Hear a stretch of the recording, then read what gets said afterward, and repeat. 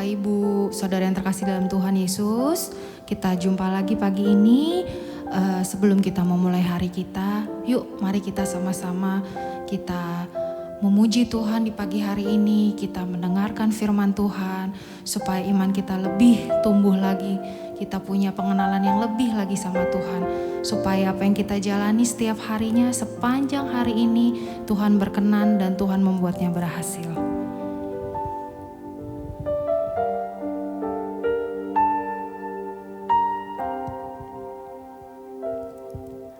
Ku ada sebagaimana ku ada,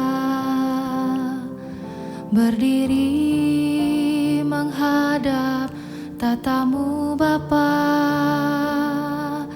semua karena anugerah-Mu yang telah selamatkanku. Ku hidup dalam segala kelimpahan, ku layak untuk melayani Tuhan.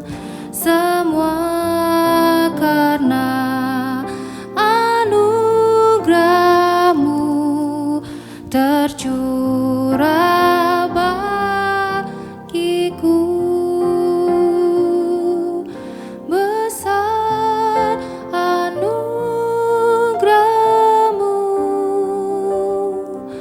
berlimpah kasih-Mu, semakin hari semakin bertambah besar anugerah-Mu.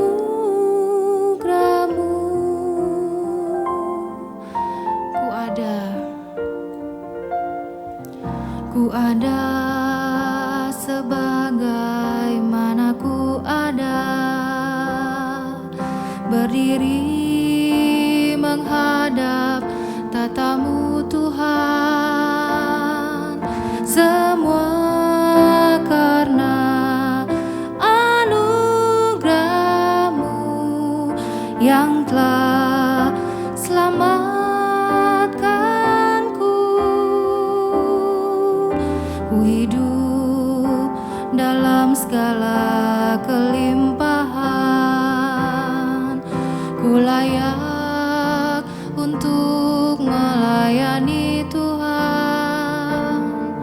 Semua karena anugerah-Mu tercurah bagiku. Besar anugerah-Mu, berlimpah kasih-Mu, semakin hari semakin bertambah besar anugerah-Mu. Besar anugerah-Mu, berlimpah bagiku. Semakin hari semakin bertambah besar anugerah-Mu.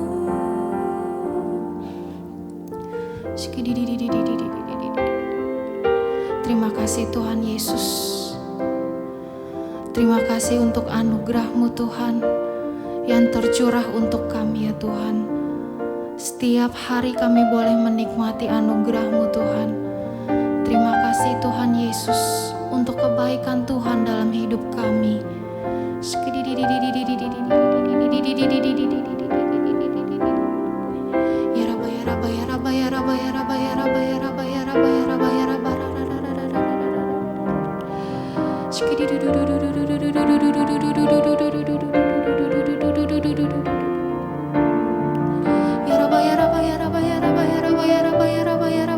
Ya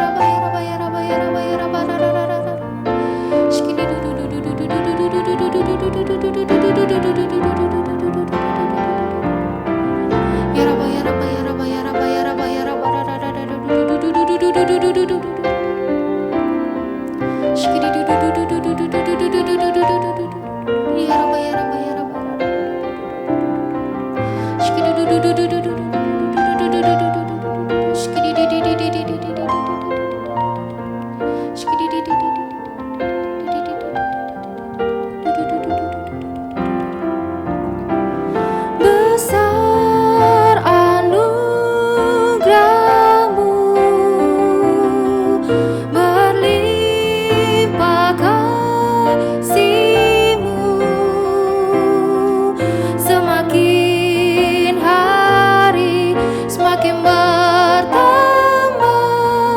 Besar anugerah-Mu, besar anugerah-Mu, berlimpah kasih-Mu, semakin hari semakin bertambah. Besar anugerah-Mu, besar anugerah-Mu, berlimpah kasih-Mu, semakin hari semakin bertambah. Besar anugerah-Mu, besar anugerah-Mu, berlimpah kasih-Mu, semakin hari semakin bertambah. Besar anugerah-Mu, semakin hari semakin bertambah. Besar anugerah-Mu, semakin hari semakin bertambah. Besar anugerah-Mu.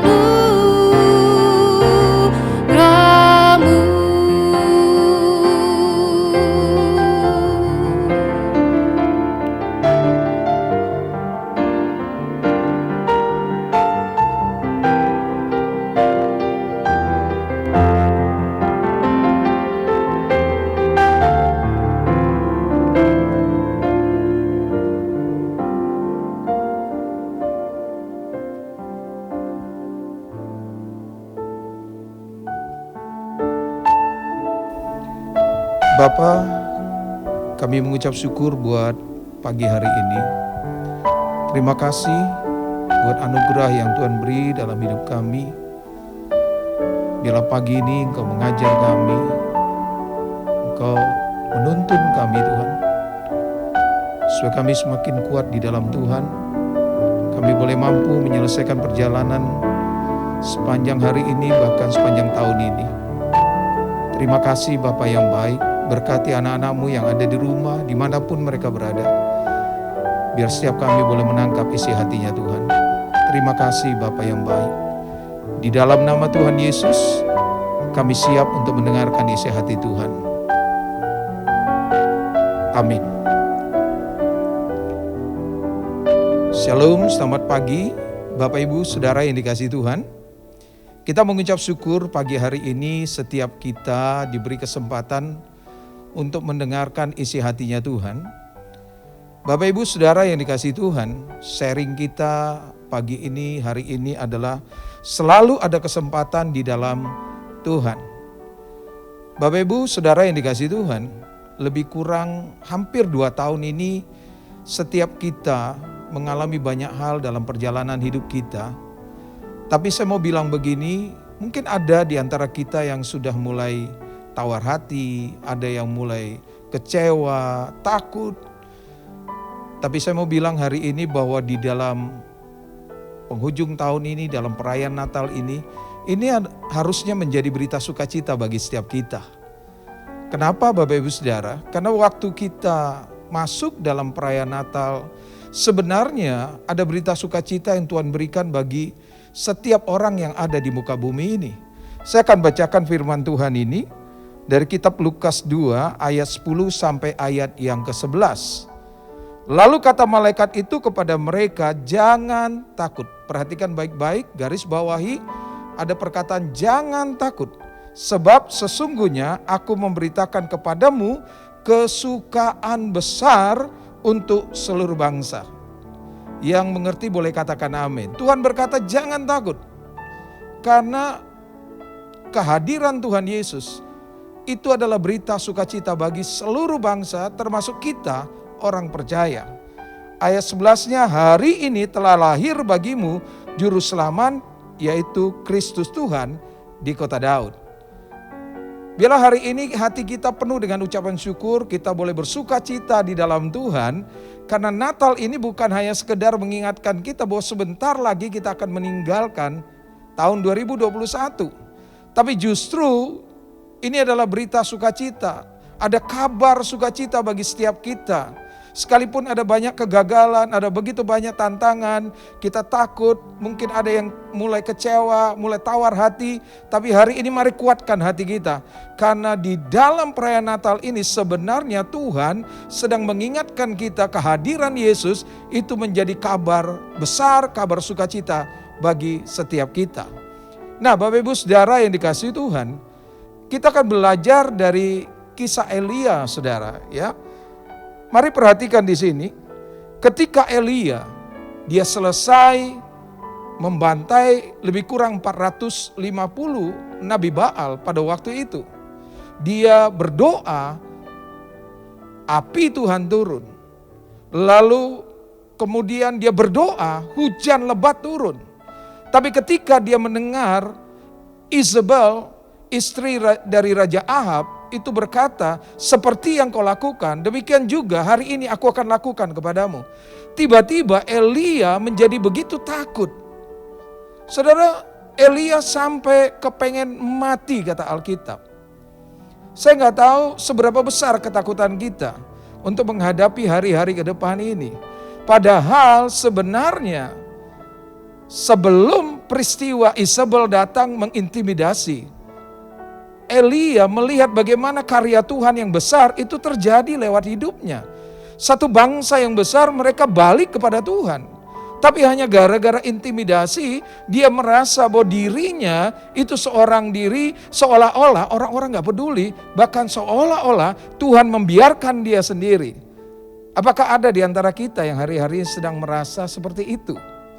Tapi biarlah di dalam suasana Natal ini menjelang penghujung tahun ini, setiap kita bisa melihat bahwa ada Tuhan yang besar, ada berita sukacita bagi setiap saudara dan saya hari ini.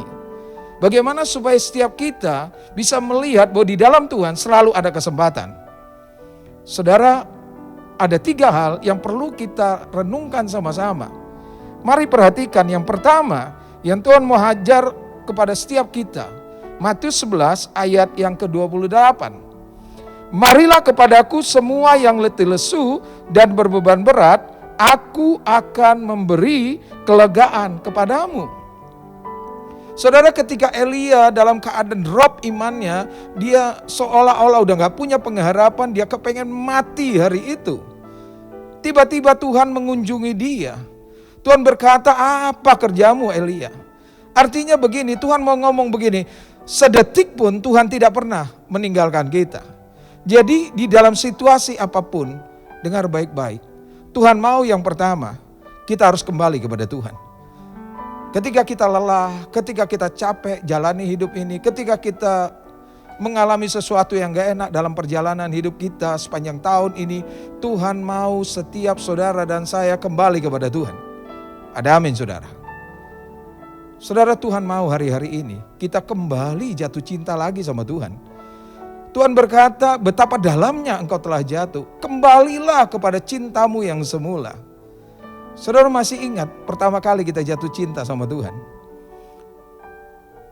Masalah kita belum selesai. Tapi waktu kita ketemu dengan Tuhan, hati kita limpah dengan ucapan syukur. Kita bisa nangis dalam hadirat Tuhan. Kita bersyukur banget. seperti yang model kayak gini, orang yang berdosa, orang yang jauh dari Tuhan, tapi Tuhan Yesus tetap mengasihi kita.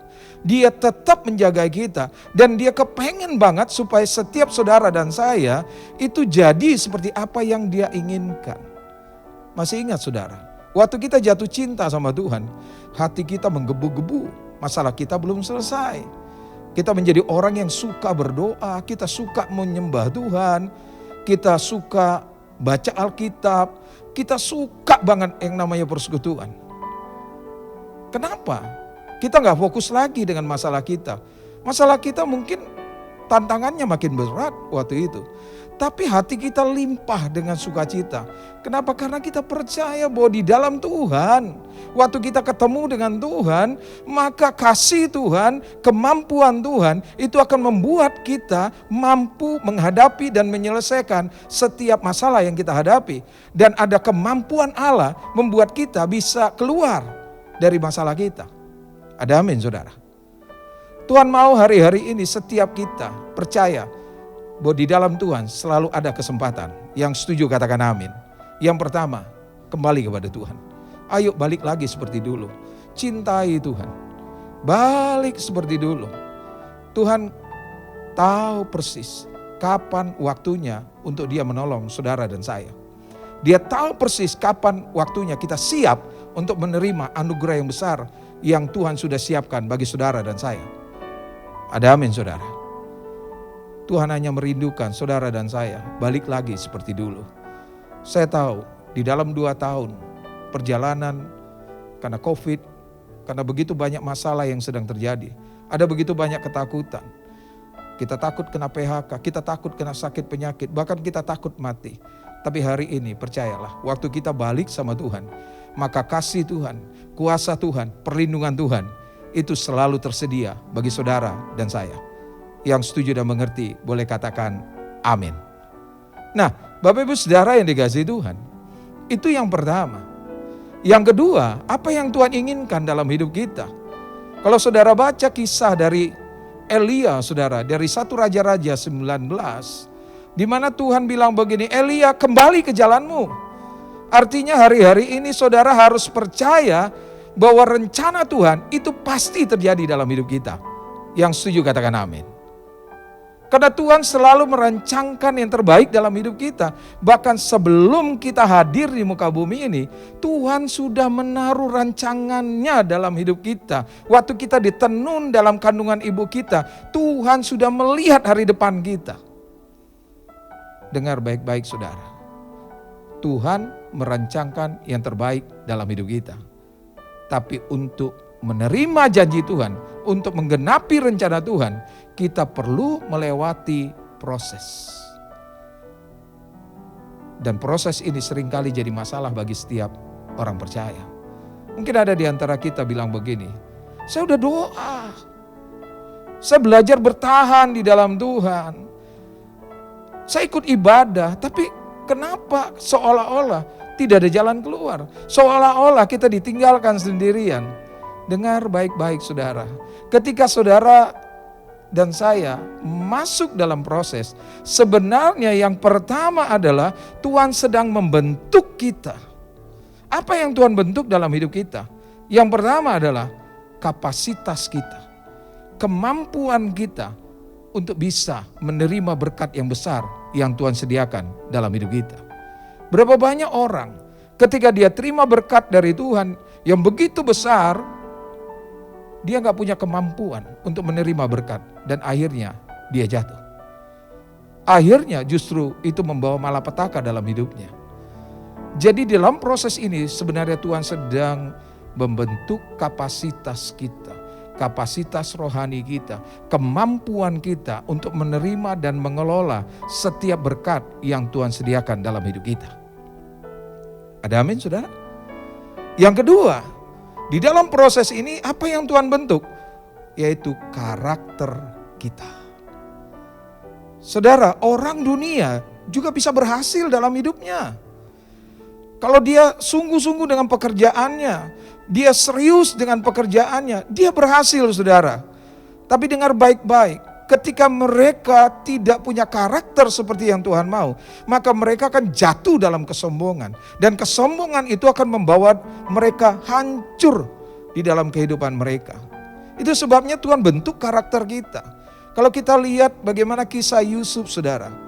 Dia harus masuk dalam proses, dia masuk ke dalam lubang sumur, dia harus menjadi hamba bahkan keset. Dia harus melayani, padahal dia di rumahnya ada begitu banyak pelayan yang melayani dia. Dia anak kesayangan dari orang tuanya. Lalu dia mulai digoda dan dia difitnah, dia harus masuk lubang penjara. Tapi dengar baik-baik, justru lewat proses yang kelihatannya itu gak enak buat Yusuf, itu sedang membentuk karakter dia. Supaya dia tidak menjadi orang yang sombong. Dia tidak menjadi orang yang gampangan. Tapi dia menjadi pribadi yang tough, yang tangguh, yang punya skill, punya kemampuan. Sehingga ketika dia diangkat oleh Tuhan. Kalau saudara baca kisah Yusuf, Tuhan pakai mimpi. Itu membuat dia menjadi orang nomor 2 di Mesir. Tuhan punya banyak cara untuk menolong kita. Tuhan punya banyak cara untuk membuat setiap rencananya jadi atas hidup kita. Tapi yang Tuhan mau, setiap kita melewati proses dan dia membentuk karakter kita. Kalau saudara baca dengan lengkap, bagaimana ketika Yusuf ketemu dengan kakak-kakaknya yang dalam tanda petik mereka adalah menjadi musuh bagi Yusuf. Mereka menjual Yusuf. Mereka berusaha untuk membunuh Yusuf supaya apa yang menjadi rencana Tuhan itu tidak jadi dalam hidup Yusuf. Tapi ketika dia berjumpa dengan kakak-kakaknya, kalau saudara baca Kejadian 50 ayat 20, dia bilang sama kakak-kakaknya, memang kamu merancangkan yang jahat, tetapi Allah mereka-rekakannya untuk mendatangkan kebaikan. Untuk apa? Untuk memelihara hidup satu bangsa yang besar. Wow. Jangan lihat hari ini, jangan lihat prosesnya. Jangan biarkan proses itu membuat saudara ciut, membuat saudara kecewa. Tapi saudara bisa melihat bagaimana tangan Tuhan yang ajaib, tangan Tuhan yang besar itu sedang menenun saudara, sedang membentuk saudara. Supaya satu hari di waktunya Tuhan, saudara siap untuk menerima hal-hal yang besar yang Tuhan sudah sediakan bagi saudara dan saya. Ada amin. Natal ini adalah berita sukacita bagi saudara dan saya. Jadi Bapak Ibu Saudara yang dikasihi Tuhan, biarlah pagi hari ini setiap kita percaya bahwa selalu ada kesempatan di dalam Tuhan. Yang pertama, datang kepada Tuhan. Yang kedua, percaya bahwa rencana Tuhan itu pasti terjadi. Yang setuju boleh katakan amin. Biarlah di dalam perayaan Natal ini, saudara tetap bersukacita di dalam Tuhan. Mari kita tundukkan kepala. Bapa, kami mengucap syukur kepadamu. Kami mengerti hari ini bahwa Natal adalah berita sukacita bagi setiap kami. Karena kami percaya ada Yesus yang sudah mati dan bangkit bagi setiap kami. Kami percaya bahwa rencana Tuhan itu indah. Rencana Tuhan itu besar dalam hidup kami. Terima kasih Bapa yang baik. Bapa, hamba berdoa, biar saat ini Engkau memberkati kota dan bangsa kami. Biar bangsa Indonesia menjadi bangsa yang diberkati oleh Tuhan. Bangsa kami mengalami pemulihan dari sisi ekonomi. Bangsa kami disembuhkan dari sakit COVID-19. Dan keamanan di negeri ini Tuhan berikan atas bangsa dan kota kami. Tuhan terima kasih. Berkati anak-anak-Mu, biar hari ini yang sakit mengalami kesembuhan. Yang kehilangan pengharapan, ada pengharapan di dalam Tuhan. Karena kami percaya di dalam Tuhan selalu ada jawaban. Terima kasih Bapa. Di dalam nama Tuhan Yesus, kami sudah berdoa dan mengucap syukur. Haleluya. Amin. Waktu Tuhan pasti yang terbaik, walau kadang tak mudah dimengerti. Lewati cobaan, ku tetap percaya waktu Tuhan pasti yang terbaik. Waktu Tuhan pasti